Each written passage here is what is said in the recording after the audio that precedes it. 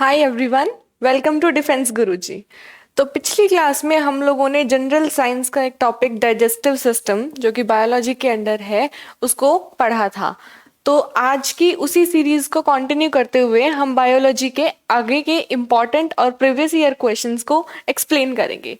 तो बायोलॉजी का जो ये डाइजेस्टिव सिस्टम है इससे बहुत सारे प्रीवियस ईयर क्वेश्चंस आते हैं और ये बहुत इंपॉर्टेंट टॉपिक है।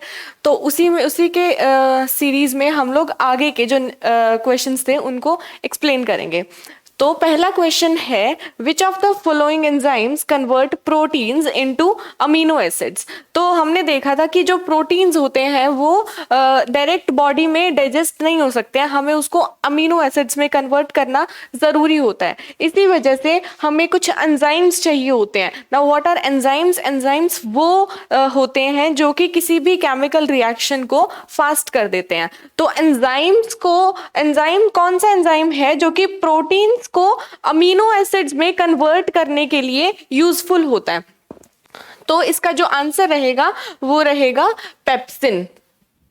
पेप्सिन जो एंजाइम है वो हेल्प करता है प्रोटीन्स को अमीनो एसिड्स में कन्वर्ट करने में। अब प्रोटीन्स अमीनो एसिड्स में जब कन्वर्ट होते हैं तो है क्या ये? बेसिकली ये एक डाइजेस्टिव एंजाइम है। डाइजेस्टिव एंजाइम का मतलब है कि डाइजेशन के प्रोसेस में ये हेल्प करता है। डाइजेस्टिव एंजाइम है जो कि हमारे गैस्ट्रिक ग्लैंड्स सिक्रीट करते हैं स्टमक के in which digestion of the protein in smaller peptides. Now ये जो पेप्सिन एंजाइम है वो बेसिकली करता क्या है? ये जो एंजाइम है ये प्रोटीन्स को अमीनो एसिड्स में तोड़ देता है। तो ये क्या है? कि ये एक डाइजेस्टिव एंजाइम है जो कि हमारे गैस्ट्रिक ग्लैंड्स सिक्रीट करते हैं। नाउ तो प्रोटीन्स जो होते हैं वो सबसे पहले स्मॉलर पेप्टाइड्स में टूटते हैं और किसमें? फिर अमीनो एसिड्स में टूटते हैं। अब इनको टूटने की जरूरत क्यों पड़ी कि इनको ये जो प्रोटीन्स हैं ये डायरेक्ट कंज्यूम क्यों नहीं होते? क्योंकि प्रोटीन्स जो होते हैं वो लार्जर कॉम्प्लेक्स मतलब कि बड़े साइज के होते हैं, तो इनको हमारी बॉडी में डाइजेस्ट होने में टाइम लगता है। इसी वजह से हमें प्रोटीन्स को अमीनो एसिड्स में ब्रेक डाउन करना पड़ता है। तो उसके लिए कौन सा एंजाइम हेल्प कर रहा है? हमारा पेप्सिन हेल्प कर रहा है। तो इसके अंदर जो सेकंड ऑप्शन था हमारा था वो लैक्टेज एंजाइम। लैक्टेज एंजाइम क्या होता है? लैक्टेज एंजाइम जो होता है हमारा वो लैक्टेज जो होता है बेसिकली वो एक मिल्क डाइजेस्टिंग एंजाइम होता है। जो हम दूध पीते हैं उसको डाइजेस्ट करने के लिए जो एंजाइम की नीड होती है वो कौन सा है? Lactase enzyme. तो लैक्टेज एंजाइम एक मिल्क डाइजेस्टिव एंजाइम होता है। तो जो ये लैक्टेज है ये बेसिकली मिल्क के अंदर जो लैक्टोज प्रेजेंट होता है, लैक्टोज को तोड़ रहा है, ब्रेक डाउन कर रहा है। किसमें कर रहा है? ग्लूकोज में और गैलेक्टोज में। तो लैक्टेज एंजाइम का क्या काम हुआ? लैक्टेज एंजाइम लैक्टोज को तोड़ रहा है किसमें? ग्लूकोज में और गैलेक्टोज में। अब नेक्स्ट ऑप्शन जो था हमारे पास वो था यूरिएज एंजाइम। यूरिएज एंजाइम क्या करता है? यूरिएज कोई एंजाइम जो होता है वो बेसिकली इसका मेन रोल होता है। यूरिएज से हमें समझ में आ रहा है, यूरिएज से यूरिया, तो यूरिया का कोई ना कोई रोल होगा इसमें। तो यूरिया जो है वो तोड़ के किसमें बनाता है? ये कार्बन डाइऑक्साइड में और अमोनिया में। तो यूरिएज जो है एंजाइम, जो यूरिएज एंजाइम है वो यूरिया को तोड़ता है हमारी बॉडी में और किसमें कन्वर्ट कर रहा है? यूरिया को किसमें? CO2 that is carbon dioxide में और किसमें? अमोनिया में।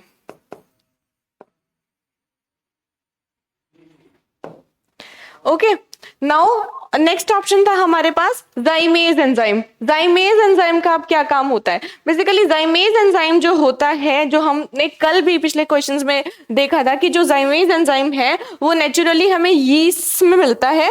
और ये क्या कर रहा है? जाइमेज एंजाइम का क्या काम होता है? जाइमेज एंजाइम का जो काम होता है वो होता है शुगर को फर्मेंटेशन करना, शुगर का ब्रेक डाउन करना। किसमें? शुगर किसमें होता है? शुगर को ब्रेक डाउन किसमें करता है? ये कार्बन डाइऑक्साइड में प्लस इथेनॉल। इथेनॉल में। इथेनॉल क्या है? इथेनॉल एक अल्कोहल है। तो शुगर जो है वो कन्वर्ट हो रही है CO2 में और इथेनॉल के अंदर। कौन से एंजाइम की हेल्प से? जाइमेज एंजाइम की हेल्प से। तो जो डाइजेस्टिव एंजाइम हो गया, हमारा क्वेश्चन क्या था कि प्रोटीन्स को अमीनो एसिड्स में कौन कन्वर्ट कर रहा है? तो प्रोटीन्स को अमीनो एसिड्स में कन्वर्ट करने का जो काम होता है वो हमारा पेप्सिन करता है, ना कि लैक्टेज, यूरिएज और जाइमेज। ओके, तो हमारा नेक्स्ट क्वेश्चन रहेगा असर्शन एंड रीजन। तो असर्शन और रीजन में क्या होता है? हमें बताना होता है कि हमें कोई सेंटेंस दिया होता है और सेंटेंस को हमें एक्सप्लेन कर देखना होता है कि ये ठीक है नहीं है। असर्शन जो दिया होता है कि उसका ये सही रीजन है या नहीं है। तो असर्शन क्या है? असर्शन है all the proteins in our food are digestive in small intestine only, कि सारा का सारा जो खाना होता है वो हमारी बॉडी में क्या सिर्फ स्मॉल इंटेस्टाइन में डाइजेस्ट होता है और किसी चीज का कोई काम नहीं होता। दूसरी चीज, इसका रीजन क्या दे रखा है? Protein digestive enzymes from the pancreas are released into the small intestine, की जो पेनक्रियाज से, पेनक्रियाज जो ऑर्गन होता है हमारा, उससे जो प्रोटीन डाइजेस्टिंग एंजाइम होता है वो स्मॉल इंटेस्टाइन में जाता है। तो क्या ये इसका रीजन है? तो इसका जो सही आंसर रहेगा वो रहेगा डी। डी मतलब कि जो ए है, ए में क्या है कि सारा का सारा खाना के स्मॉल इंटेस्टाइन ही डाइजेस्ट कर रहा है? नहीं, ऐसा नहीं होता है। हमारे अलग अलग ऑर्गन का अलग अलग काम होता है। हालांकि स्मॉल इंटेस्टाइन का बहुत मेजर रोल है, लेकिन ऐसा कुछ नहीं होता है कि स्मॉल इंटेस्टाइन ही सारा का सारा फूड डाइजेस्ट कर रहा है। तो प्रोटीन डाइजेस्ट कर रहा है। तो जो प्रोटीन डाइजेस्टिंग एंजाइम है वो पेनक्रियाज सिक्रीट कर रहा है स्मॉल इंटेस्टाइन के अंदर, ये बिल्कुल सही है। पेनक्रियाज जो है वो स्मॉल इंटेस्टाइन के अंदर उस एंजाइम को क्या करता है? रिलीज कर देता है, दे देता है। ओके, नाउ प्रोटीन डाइजेशन जो होता है वो बेसिकली किस में शुरू होता है? स्टमक में शुरू हो जाता है। ऐसा कुछ नहीं है कि वो सिर्फ स्मॉल इंटेस्टाइन के अंदर ही होता है। तो सबसे पहले तो खाना जो है ईसोफेगस से स्टमक में ही आएगा। तो स्टमक जो है, स्टमक में शुरू होता है कौन से एंजाइम की हेल्प से? पेप्सिन एंजाइम की हेल्प से। पेप्सिन जो होता है वो बहुत एक्टिव एंजाइम होता है किसमें? डाइजेशन के अंदर। तो पेप्सिन एंजाइम की हेल्प से प्रोटीन डाइजेशन एंजाइम है जो कि स्टमक में ये काम शुरू हो जाता है। प्रोटीन डाइजेस्टिंग एंजाइम जो ट्रिप्सिन होता है वो प्रोड्यूस होता है। पेनक्रियाज जो है वो कौन सा एंजाइम प्रोड्यूस कर रहा है? ट्रिप्सिन प्रोड्यूस कर रहा है पेनक्रियाज के अंदर। पेनक्रियाज कौन सा हार्मोन प्रोड्यूस कर रहा है? ट्रिप्सिन प्रोड्यूस कर रहा है। लेकिन ध्यान क्या रखना है कि जो ट्रिप्सिन प्रोड्यूस होता है वो इनएक्टिव फॉर्म में होता है, एक्टिव नहीं होता है। तो पेनक्रियाज क्या कर रहे थे? पेनक्रियाज जो है वो स्मॉल इंटेस्टाइन को दे रहे थे हार्मोन, कौन सा? Trypsin hormone. स्मॉल इंटेस्टाइन के अंदर आके ये ट्रिप्सिन हार्मोन जो है वो एक्टिवेट होता है। तो उसके बाद where it is duodenum, next is duodenum. Now what is duodenum? Duodenum जो था वो स्मॉल इंटेस्टाइन के, हमने 3 पार्ट्स होते हैं जिसमें से एक पार्ट जो होता है, जो सब अपर मोस्ट पार्ट होता है, वो होता है duodenum. Duodenum. Next is duodenum is the first and the shortest segment of the small intestine. जो सबसे पहला पार्ट और सबसे शॉर्टेस्ट सेगमेंट जो होता है वो होता है हमारा डिओडेनम। ट्रिप्सिन क्या कर रहा है यहाँ पे? बेसिकली ट्रिप्सिन का काम क्या है यहाँ पे? ट्रिप्सिन जो है कैटेलाइज कर रहा है hydrolysis of peptide bond. Peptide bond क्या होते हैं? हमने देखा कि जो प्रोटीन्स हैं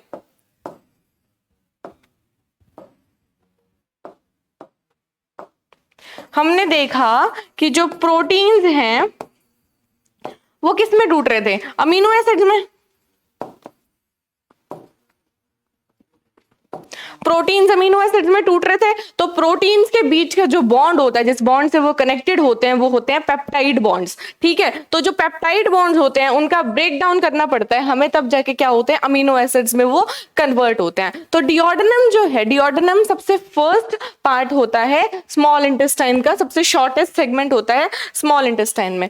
तो जो डिओडेनम है उसमें ट्रिप्सिन आता है, ट्रिप्सिन आके एक्टिवेट होता है स्मॉल इंटेस्टाइन के अंदर, और वहां क्या काम करता है? ये बेसिकली ब्रेक डाउन करता है, तोड़ता है उन पेप्टाइड बॉन्ड्स को और इनटू स्मॉलर पेप्टाइड बॉन्ड्स। उसके बाद एंजाइम्स जो होते हैं उस खाने को, उन अमीनो एसिड्स को और तोड़ेंगे ताकि वो हमारी बॉडी में और अच्छे से जाके डाइजेस्ट हो जाए। Okay, so polypeptide and peptide bond से उसके बाद वो अमीनो एसिड्स में कन्वर्ट हो जाते हैं। अमीनो एसिड जो होते हैं वो बहुत छोटे होते हैं, तो अमीनो एसिड में हम कन्वर्ट क्यों कर रहे हैं, हमें नीड क्या बढ़ रही है कि जो अमीनो एसिड्स हैं वो छोटे होते हैं, तो वो आसानी से एब्जॉर्ब किए जा सकते हैं through the small intestine lining and into the blood stream.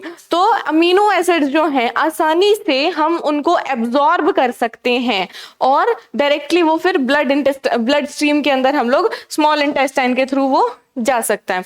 तो हमारा क्वेश्चन क्या था, क्वेश्चन था कि क्या सारे प्रोटीन स्मॉल इंटेस्टाइन में डाइजेस्ट होते हैं, ऐसा नहीं होता है। So and the next is protein digesting enzyme जो होता है वो पेनक्रियाज से होते हुए किस में जाता है, पेनक्रियाज से वो रिलीज किया जाता है स्मॉल इंटेस्टाइन के अंदर। तो A is false and R is true.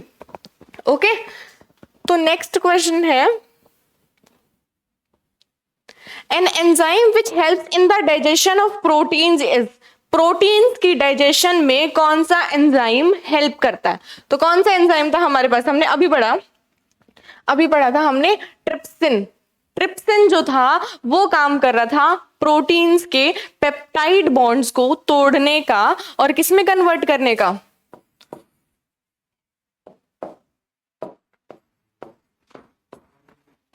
Proteins से किसमें कन्वर्ट हो रहा था, अमीनो एसिड्स में।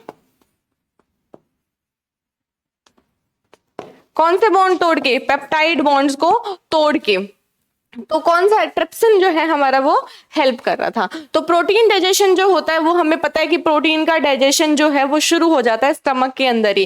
कैसे, जहां से एंजाइम जो है पेप्सिन काम करना शुरू कर देता है। पेप्सिन क्या करता है, पेप्सिन एक एक्टिव प्रोटीन है जो कि डाइजेशन में हेल्प कर रहा है हमारे पास, तो प्रोटीन्स को डाइजेस्ट करने में हेल्प करता है। जो प्रोटीन डाइजेस्टिव एंजाइम ट्रिप्सिन है वो कहाँ प्रोड्यूस होता था, ट्रिप्सिन कहाँ, पेनक्रियाज में। ट्रिप्सिन जो है पेनक्रियाज में प्रोड्यूस होता था। पेनक्रियाज क्या है, एक ऑर्गन है जो कि लीवर के नीचे प्रेजेंट होता है और ये एक्टिवेट किस में जाके होता था, स्मॉल इंटेस्टाइन में। पेनक्रियाज जो है वो तो सिर्फ ट्रिप्सिन को प्रोड्यूस कर रहा है, उसको रिलीज कहाँ करेगा वो जाके, वो उसको रिलीज करेगा वो स्मॉल इंटेस्टाइन के अंदर। डिओडेनम में क्या हो रहा था, ट्रिप्सिन कैटालाइज हो रहा था in the hydrolysis of peptide bonds.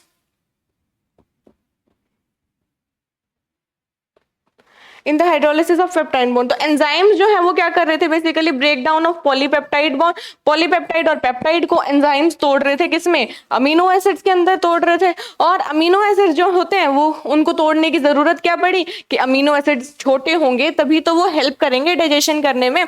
बड़े लार्ज फॉर्म में प्रोटीन्स इतने बड़े साइज के होते हैं तो वो डाइजेस्ट नहीं हो सकते हैं। तो इसका आंसर क्या रहेगा, आंसर रहेगा ट्रिप्सिन, जो कि डाइजेशन ऑफ प्रोटीन्स में हमें हेल्प कर रहा था। Next question is, which of the following changes is catalyzed by the enzyme trypsin? Trypsin enzyme जो है वो कौन से चेंजेस को कैटेलाइज कर रहा है, अभी अभी हमने एक्सप्लेन किया था, वही सेम क्वेश्चन है। प्रोटीन्स को किस में कन्वर्ट कर रहा था वो, अमीनो एसिड्स में। तो का आंसर क्या हो गया, सी, अमीनो एसिड्स। डिओडेनम के अंदर क्या हो रहा था, डिओडेनम के अंदर डिओडेनम जो था वो क्या कर रहा था, वो जो है ट्रिप्सिन को ले रहा था और पेप्टाइड बॉन्ड्स जो थे, पेप्टाइड बॉन्ड किसके थे, जो प्रोटीन्स के बीच में, जो प्रोटीन्स जिन बॉन्ड से कनेक्टेड होता है, पेप्टाइड बॉन्ड जो थे उनको तोड़ रहा है ये किसमें, स्मॉलर पेप्टाइड बॉन्ड्स में। वो जो पेप्टाइड होगा प्रोडक्ट्स एंड देन फर्दर उसके बाद वो फिर से हाइड्रोलाइज होके किस में कन्वर्ट कर रहा था, फाइनली प्रोटीन्स जाके अमीनो एसिड में कन्वर्ट हो रहे थे। तो via other proteases rendering them available to absorption in the bloodstream, ताकि वो ब्लड स्ट्रीम में जाके एब्जॉर्ब हो जाएं और अपना काम पूरा करें, जो अमीनो एसिड्स की जो भी रिक्वायरमेंट होती है वो कंप्लीट करे। तो इसका आंसर क्या रहेगा, proteins to amino acids. Next question, in the human body which structure is the appendix attached to? now first question यही आता है कि appendix होता क्या है, appendix क्या होता है। देखो पूछ रखा है कि स्ट्रक्चर, किस स्ट्रक्चर से अपेंडिक्स अटैच्ड होती है, स्मॉल इंटेस्टाइन से, लार्ज इंटेस्टाइन से, गॉल ब्लैडर से या फिर स्टमक से। तो पहली चीज तो तुम्हें यही पता होनी चाहिए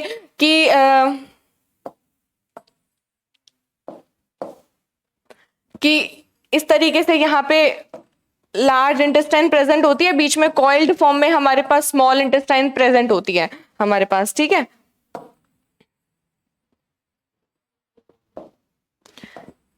इस तरीके से लार्ज इंटेस्टाइन प्रेजेंट होती है, बीच में कॉइल्ड फॉर्म में हमारे पास स्मॉल इंटेस्टाइन प्रेजेंट होती है, इस तरीके से।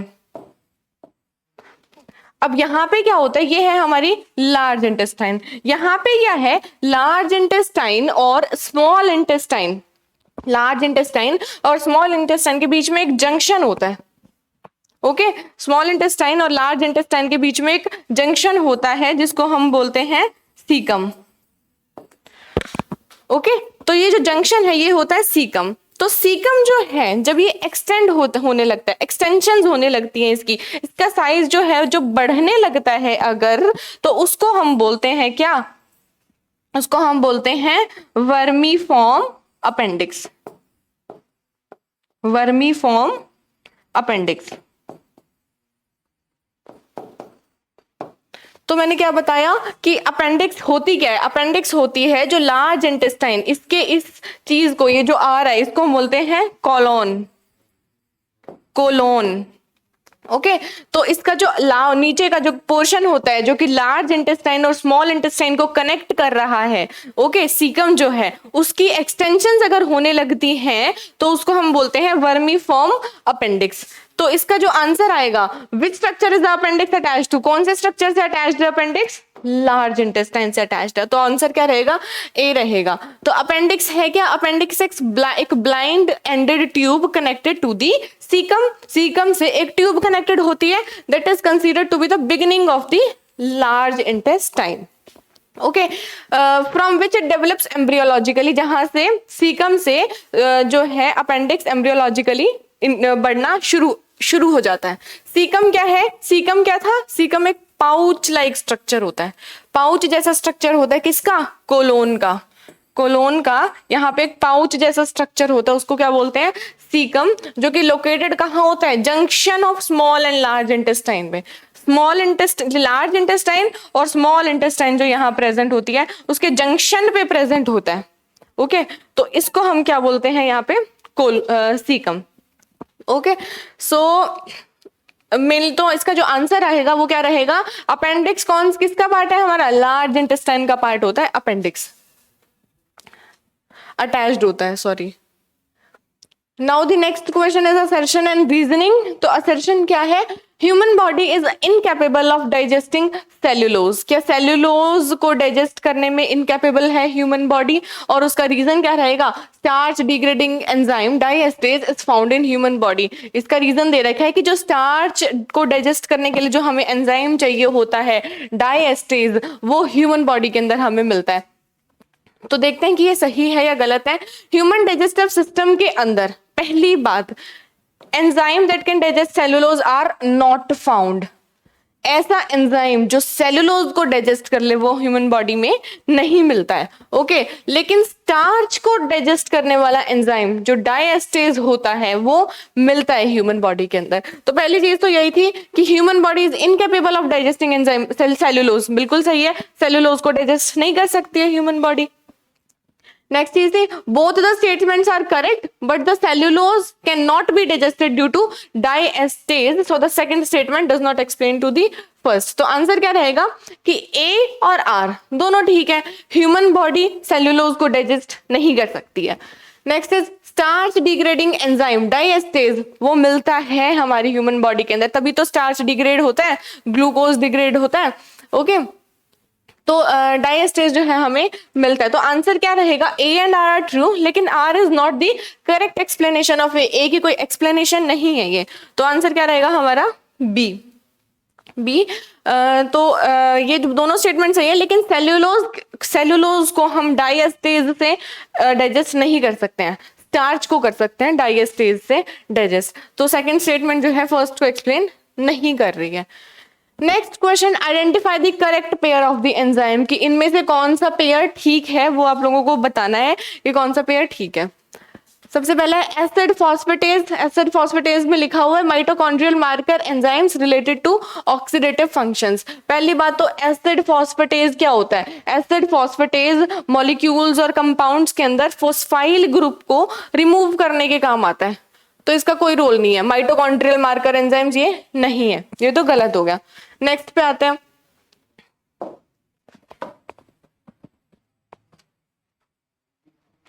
नेक्स्ट है E coli restriction endonuclease two. E coli restriction endonuclease two cuts DNA at specific places. ये बिल्कुल ठीक है। जो ई कोलाई होता है एंडोन्यूक्लियस टू, वो क्या करता है, हमारे डीएनए को बीच में से स्पेसिफिक प्लेसेस पे से तोड़ देता है। Okay, E coli. तो ई कोलाई जो होता है वो हमारे डीएनए को बीच में से स्पेसिफिक प्लेसेस में से तोड़ता है। एंडोन्यूक्लियस का मतलब क्या है यहाँ पे? एंडोन्यूक्लियस, देखो दो तरीके के होते हैं, एंडोन्यूक्लियस एंड एक्सोन्यूक्लियस। एंडोन्यूक्लियस क्या करता है? एंडोन्यूक्लियस कहीं मतलब कि बीच बीच में से पार्ट्स में से डीएनए को कट करता है। लेकिन एक्सोन्यूक्लियस क्या करता है? एक्सोन्यूक्लियस आउटर वाली साइड से, बाहर वाली साइड से डीएनए को कट करता है। ओके, तो ये काम होता है ई कोलाई का। तो ये स्टेटमेंट क्या हुई? ये तो बिल्कुल सही हो गया। ई कोलाई जो है डीएनए को कट कर रहा है स्पेसिफिक प्लेसेस पे से। नेक्स्ट है एक्रोसिन। एक्रोसिन क्या करता है? Acrosin cortical granules of ovum secreted to prevent polyspermic. ये भी गलत है। एक्रोसिन भी जो होता है, एक्रोसिन भी क्या होता है? एक डाइजेस्टिव एंजाइम होता है। एक्रोसिन डाइजेस्टिव एंजाइम होता है, तो इससे इसका कोई मतलब नहीं है। Now the next is succinic dehydrogenase. Marker enzyme hydrolysis ऐसा भी नहीं होता है। सक्सीनिक डिहाइड्रोजिनेज जो होता है उसका कोई मेटाबोलाइट्स को हाइड्रोलाइज वो नहीं करता है। सक्सीनिक डिहाइड्रोजिनेज जो होता है वो इलेक्ट्रॉन ट्रांसपोर्ट में हेल्प करता है। Electron transport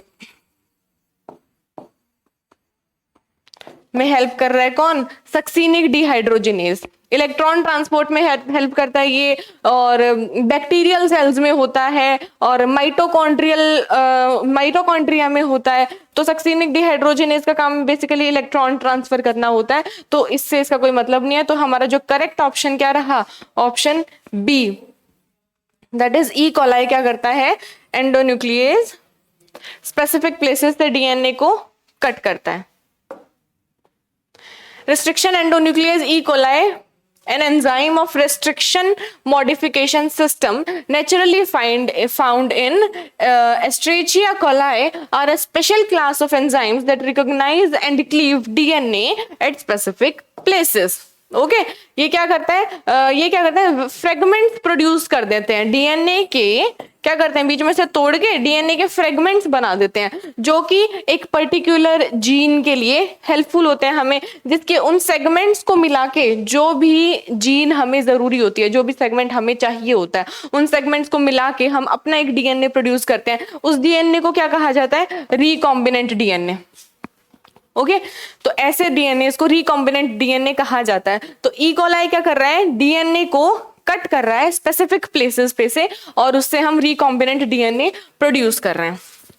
next question, match करना है लिस्ट 1 एंड लिस्ट 2 को and select the correct answer using the codes given below. कि ये जो है ये क्या है, इनसे इनको मैच करना है। Match the following: ptyalin, pepsin, rennin, oxytocin. क्या क्या कर रहे हैं ये? तो इसका जो करेक्ट आंसर रहेगा सबसे पहले है टाइलिन। टाइलिन क्या कर रहा है? टाइलिन जो है वो हेल्प कर रहा है स्टार्च को डाइजेस्ट करने में। कल हमने पढ़ा था कि टाइलिन जो होता है वो स्टार्च को डाइजेस्ट करने में हेल्प करता है। उसके बाद आता है पेप्सिन। पेप्सिन क्या होता है? पी से पेप्सिन, पी से प्रोटीन, जैसे ऐसे याद रहेगा। पेप्सिन जो है वो प्रोटीन्स को डाइजेस्ट करने में ही हेल्प करता है हमारा। रेनिन, रेनिन क्या रहेगा? रेनिन जो होता है वो एंजियोटेंसिनोजन से एंजियोटेंसिन में कन्वर्ट करता है। अब हम ये देखते हैं कि ये क्या है एंजियोटेंसिनोजन, एंजियोटेंसिन। ये देखते हैं ऑक्सीटोसिन जो है वो क्या करता है? Induces contraction of smooth muscles. तो देखते हैं हम एक एक करके कि इनके क्या क्या काम होते हैं।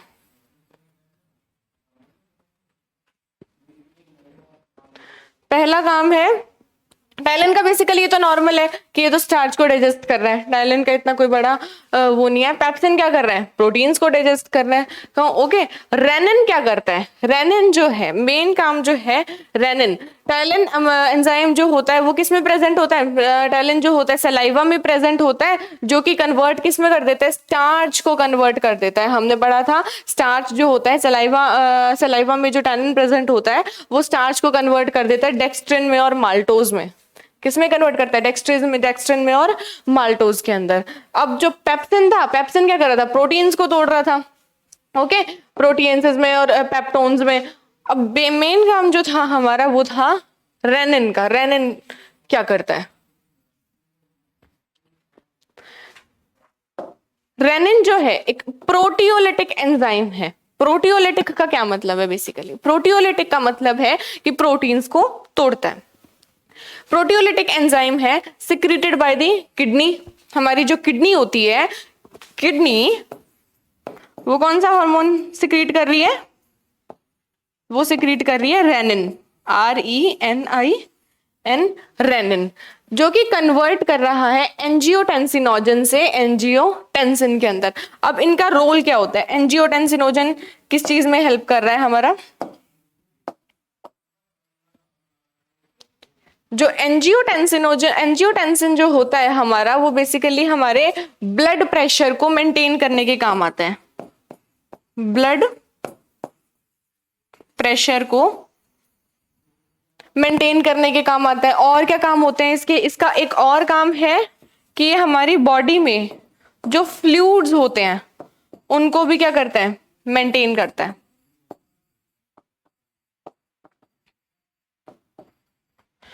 फ्लूइड्स को भी मेंटेन कर रहा है। तो रेनिन जो है, रेनिन एंजाइम कौन सिक्रीट कर रहा है, किडनी सिक्रीट कर रही है, क्या कन्वर्ट करने के लिए, एंजियोटेंसिनोजन से एंजियोटेंसिन में कन्वर्ट कर रहा है, जिसका काम क्या है, मेन काम है ब्लड प्रेशर को मेंटेन करके रखना और फ्लूइड्स को मेंटेन करके रखना।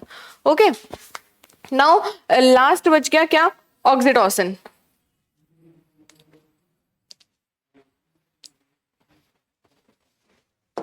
ऑक्सीटोसिन में सिंपल सा एक पॉलीपेप्टाइड हार्मोन है नॉर्मल सा, जो कि कौन प्रोड्यूस करता है, पिट्यूटरी ग्लैंड। अब पिट्यूटरी ग्लैंड क्या होता है, पिट्यूटरी ग्लैंड जो होता है ना, देखो एक पियर लाइक शेप का बिल्कुल छोटा सा एक ग्लैंड होता है जो कि बहुत इंपॉर्टेंट, जिसको मास्टर ग्लैंड भी कहते हैं हम लोग, मास्टर ग्लैंड भी कहते हैं पिट्यूटरी ग्लैंड को, बहुत इंपॉर्टेंट होता है ये। बाकी के ग्लैंड्स के हार्मोन्स के सिक्रीशन में और हर चीज में बहुत मतलब ध्यान रखता है, कंट्रोल करके रखता है उनके सिक्रीशन को। तो पिट्यूटरी ग्लैंड को इस वजह से मास्टर ग्लैंड भी कहा जाता है, क्योंकि ये सबको कंट्रोल करके रखता है। तो पिट्यूटरी जो होता है वो क्या काम कर रहा है यहाँ पे, पिट्यूटरी हेल्प कर रहा है contraction of smooth muscles of the uterus. हमारा जो यूट्रस है, फीमेल्स का जो यूट्रस होता है उसके स्मूथ मसल्स के कॉन्ट्रैक्शन के अंदर हेल्प करता है कौन सा gland, sorry oxytocin.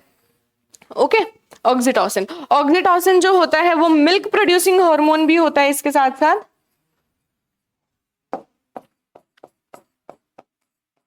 Milk producing hormone भी ये होता है। तो ऑक्सीटोसिन जो है वो बेसिकली कहाँ प्रेजेंट होता है, पिट्यूटरी ग्लैंड के पोस्टीरियर लोब, पीछे वाले लोब में प्रेजेंट होता है, जो कि स्टिमुलेट करता है contraction of smooth muscles of the uterus. और क्या काम कर रहा है ये, और ये काम कर रहा है हमारा मिल्क प्रोड्यूसिंग हार्मोन की तरह भी ये एक्ट करता है। तो ऑक्सीटोसिन का क्या काम हो गया, induces contraction of small muscles. तो इसका जो करेक्ट आंसर रहेगा वो रहेगा option number A. Next question, again वही सेम चीज है, हमें मैच करना है जो भी सही होगा। काफी इजी होते हैं ये वाले क्वेश्चंस, तो आप लोग आराम से कर सकते हो। अगर एक पॉइंट भी आपको आइडिया लग जाता है तो आप ऑप्शंस को एलिमिनेट करके आंसर्स को निकाल सकते हैं। तो ऑप्शंस है मैच करना है, लिस्ट विटामिन, एंजाइम, हार्मोन और एंड प्रोटीन। तो क्या क्या होते हैं ये, तो सबसे पहले तो विटामिन कौन सा होता है, विटामिन जो होता है देखो कैरोटीन होता है, कैरोटीन जो होता है वो विटामिन होता है। एक एंजाइम कौन सा दिख रहा है तुम्हें, एंजाइम दिख रहा है प्रोजेस्टेरॉन, एक एंजाइम होता है, सॉरी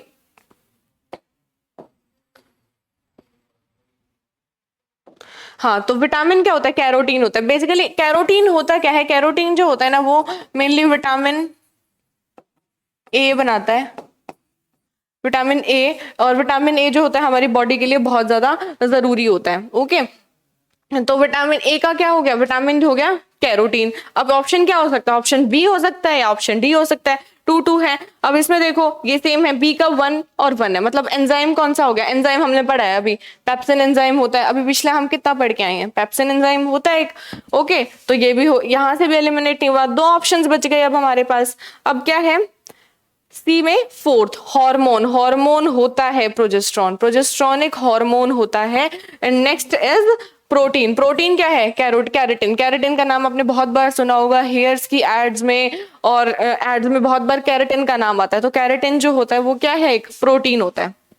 ओके, तो ऑप्शन सही ऑप्शन, करेक्ट ऑप्शन क्या रहा हमारा, ऑप्शन नंबर बी। ओके, तो अगर हम देखें,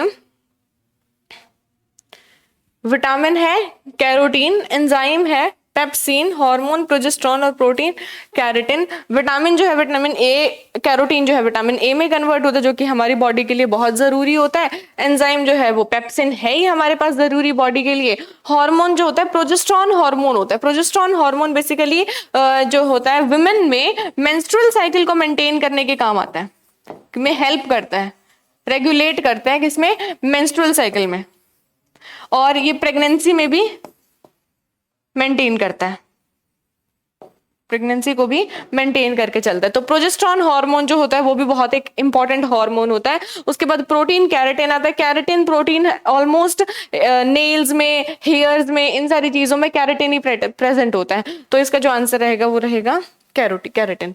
next question is, extra glucose in body gets converted into glycogen and stored in. हमारा जो एक्स्ट्रा ग्लूकोज बच जाता है बॉडी के अंदर वो किस में कन्वर्ट होता है, कन्वर्टेड इनटू ग्लाइकोजन। ये हमने पढ़ा था कि वो ग्लाइकोजन में कन्वर्ट होता है।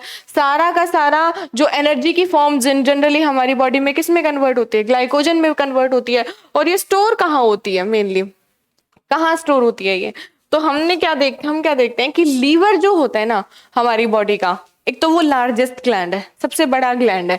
उसके बाद जो एक्स्ट्रा ग्लूकोज होता है जो कि हमने ग्लाइकोजन में कन्वर्ट कर देते हैं ना, वो ग्लाइकोजन जो है वो लीवर में स्टोर होके रहता है। तो जो ग्लूकोज है वो ग्लूकोज क्या होता है, वो एक सिंपल शुगर होती है जो कि कार्बोहाइड्रेट के अंदर मिलती है हमें। जैसे ही कार्बोहाइड्रेट एब्जॉर्ब हो जाते हैं फूड से, वो लीवर में पहुंच जाते हैं प्रोसेसिंग के लिए, और वो जो लीवर होता है वो क्या करता है, ग्लाइकोजन को अपने अंदर स्टोर करके रखता है। तो इसका जो आंसर क्या रहेगा, लीवर रहेगा, ग्लाइकोजन लीवर में स्टोर होता है।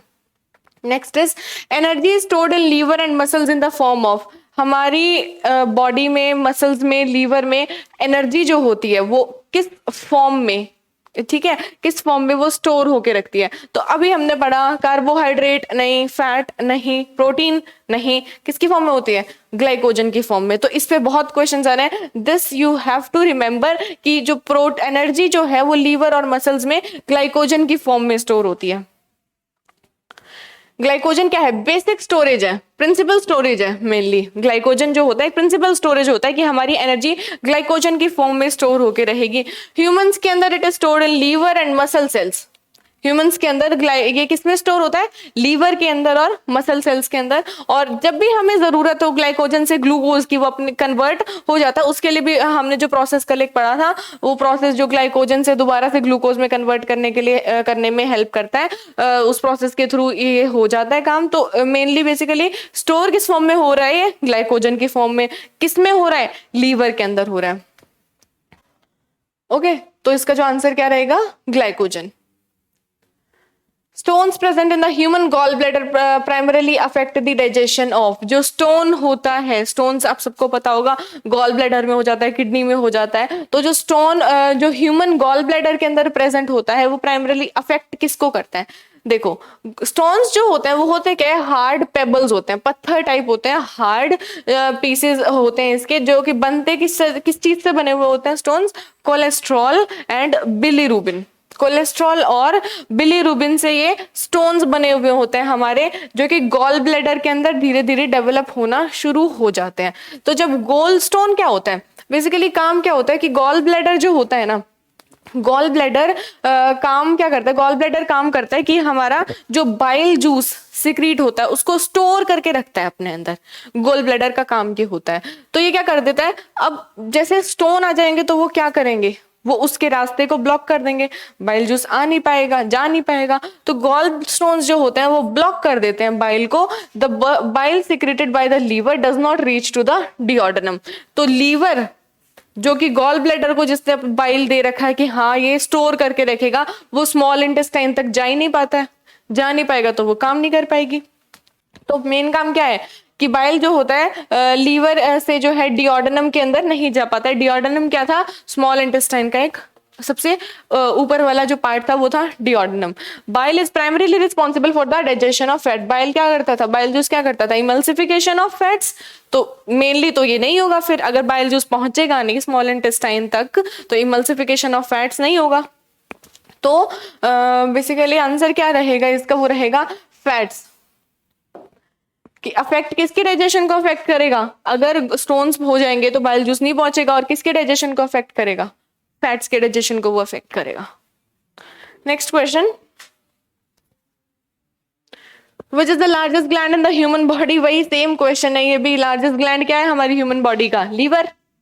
लीवर ही होता है largest gland, largest internal organ होता है हमारी बॉडी का, और जो लार्जेस्ट ग्लैंड है हमारी ह्यूमन बॉडी का लीवर जो होता है 22 सेंटीमीटर, 22 सेंटीमीटर लंबा होता है, 15 सेंटीमीटर वाइड होता है। ये इसका जो कलर होता है वो क्या होता है, रेडिश ब्राउन कलर का होता है ये liver. Okay, reddish brown colour का होता है। वेइंग अराउंड 1.5 kg अकेला लीवर होता है। तो और ऊपर से इतने इंपॉर्टेंट ये काम करता है, तो इसका बहुत इंपॉर्टेंट रोल होता है हमारी बॉडी में। 1.5 kg का होता है ये, एक्टिव रोल प्ले करता है किसमें, ये लीवर के क्या क्या काम थे, मेन तो फैट्स को डाइजेस्ट कर रहा था, इमल्सिफाई कर रहा था।